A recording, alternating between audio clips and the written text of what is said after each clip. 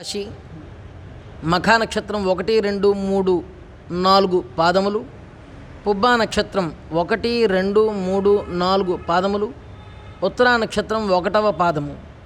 వీరికి ఆదాయం 11, వ్యయం 11, రాజపూజ్యం 3, అవమానం 6. ఈ రాశి వారికి ఈ సంవత్సరం అంతా కూడా యోగదాయకంగా ఉంది.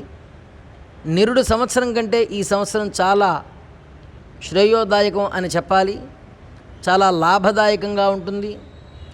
వృత్తి వ్యాపార వ్యవహారాల్లో ధనాదాయం సమకూరుతుంది, అభివృద్ధి ఏర్పడుతుంది. ఇళ్లల్లో శుభకార్యాలు జరుగుతాయి, గృహ నిర్మాణాది పనులు కలిసి వస్తాయి, వాహనాలు కొంటారు, స్థిరాస్తిని వృద్ధి చేసుకుంటారు. అలాగే హోదా కలిగినటువంటి వ్యక్తులతో స్నేహలాభాలు కలిసి వస్తాయి. సేవాభావంతో పనిచేయుట, సహాయ సహకారములు అందించుకునుట కూడా జరుగుతుంది. దైవ సంబంధమైనటువంటి కార్యాలలో భక్తి శ్రద్ధల్ని కనబరుస్తారు, విలువైన వస్తువులను కొంటారు.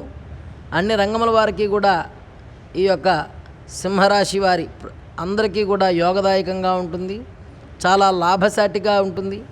విద్యార్థులు విద్య యందు ఆసక్తి చేత విజయాన్ని సాధిస్తారు. కొన్ని ఆటంకములు వచ్చినప్పటికీ కూడా వారు వాటిని అధిగమిస్తారు. ముఖ్యంగా ఉద్యోగస్తులపైన కొంత ఒత్తిడి తప్పదు. కోరుకున్న చోటికి కాకుండా ఇష్టం లేని ప్రదేశానికి వెళ్ళి ఉద్యోగం చేయవలసి రావచ్చు. ట్రాన్స్ఫర్లు కోరిన చోటికి జరగవు.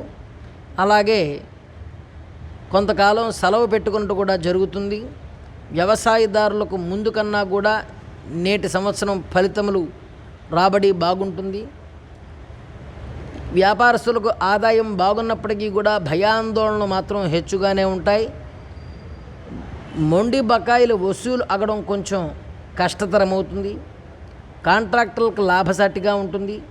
ఈ రాశి స్త్రీలకి అన్ని రంగాల్లో కూడా చాలా అనుకూలంగా ఉంది, శ్రేయోదాయకంగా ఉంది. శుభకార్యాలు, ఉద్యోగ ప్రయత్నాలు కలిసి వస్తాయి. అలాగే ఆరోగ్యం పట్ల శ్రద్ధ వహించాలి.